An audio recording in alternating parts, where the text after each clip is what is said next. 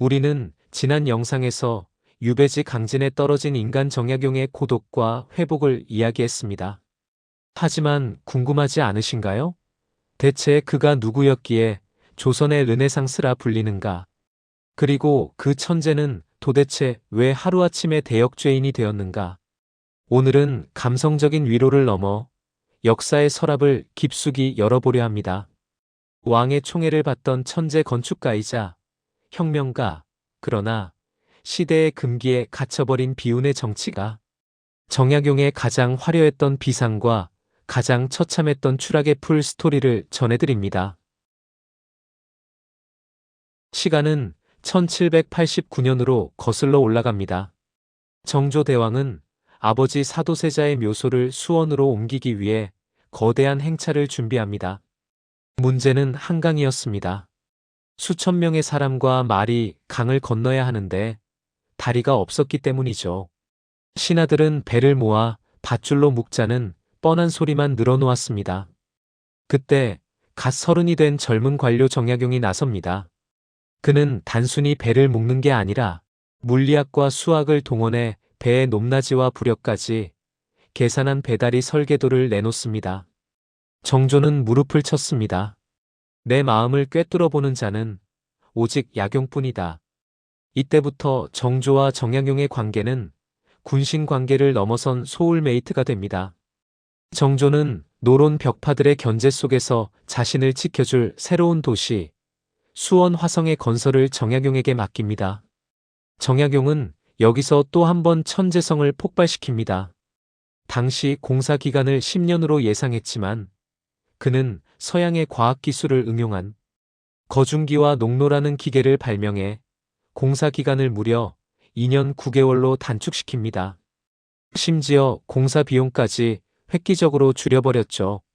그는 단순한 문과생이 아니었습니다. 행정, 법률, 의학, 건축까지 통달한 요즘 말로 하면 육각형 올라운더였습니다. 정조에게 정약용은 썩어빠진 조정을 개혁할 유일한 칼이자 방패였습니다. 하지만 빛이 강하면 그림자도 짙은 법입니다. 정약용의 천재성은 그를 정계의 아이돌로 만들었지만 동시에 그를 죽이고 싶어하는 적들을 만들어냈습니다.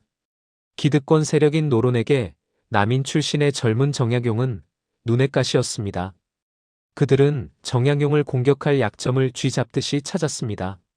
그리고 마침내 치명적인 꼬투리를 잡아냅니다. 바로 천주교였습니다. 젊은 시절 정약용은 호기심이 왕성했습니다. 그는 성균관 시절 이벽, 이승훈 등 남인 학자들과 어울리며 서양 서적을 탐독했습니다. 그에게 서학은 종교라기보다 낡은 조선을 바꿀 새로운 학문이자 과학이었습니다. 하지만 유교 국가인 조선에서 임금보다 하느님이 높다는 사상은 곧 반역이었습니다.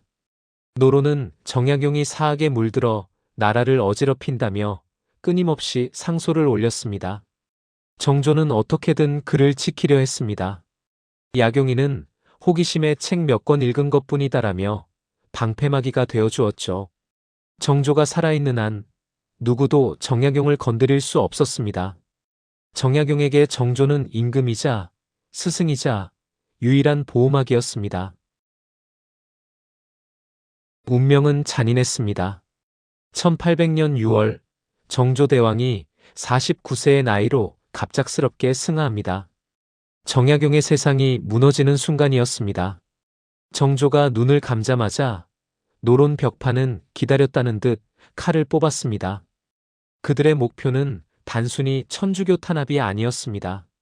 천주교를 빌미로 정조의 친위 세력인 남인들을 몰살시키는 것, 즉 정치적 숙청이 진짜 목적이었습니다. 이것이 바로 1801년 신유박해의 서막입니다. 상황은 최악으로 치달았습니다. 정약용의 셋째 형 정약종은 독실한 천주교 신자였고 조카 사위 황사영은 박해 상황을 중국에 알리려다 발각된 황사영 백서 사건의 장본인이었습니다. 정약용은 꼼짝없이 천주교 집안의 우두머리로 몰렸습니다. 의금부로 끌려간 정약용은 혹독한 고문을 당했습니다.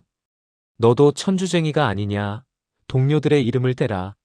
살점이 뜯겨나가는 고통 속에서 그는 선택해야 했습니다.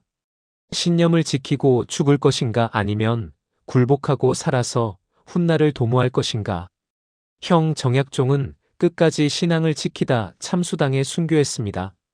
매형인 이승훈도 처형당했습니다. 집안은 그야말로 멸문지화, 씨가 마를 지경이었습니다. 정약용과 둘째 형 정약전은 겨우 목숨만은 건졌습니다. 정조가 생전에 그를 아꼈던 점을 참작하여 사형만은 면하게 된 것입니다. 하지만 그 대가는 가혹했습니다. 정약전은 흑산도로, 정약용은 강진으로 유배 보낸다. 다시는 도성 땅을 밟지 못하게 하라. 화려한 관복은 벗겨졌고 곤장을 맞아 찢어진 엉덩이를 끌고 그는 강진으로 향했습니다. 사람들은 손가락질했습니다. 임금의 은혜를 배신한 사악 죄인이라고요. 조선의 레오나르도 다빈치라 불리던 천재, 정조의 총애를 한몸에 받던 젊은 정치가 그 모든 타이틀이 삭제되고 이제 그에게 남은 이름은 오직 하나, 패족 출신의 유배자였습니다. 여기까지가 우리가 알던 위인 정약용의 비포 스토리입니다. 그토록 높이 날았기에 추락은 더 뼈아팠고 그토록 억울했기에 그의 고독은 깊을 수밖에 없었습니다. 과연 그는 이 처참한 폐허 속에서 어떻게 미치지 않고 목민심서라는 위대한 꽃을 피워냈을까요? 지옥에서 그가 찾아낸 구원의 기술, 그 생생한 이야기는 지난번 업로드된 다산의 고독편에서 이어집니다.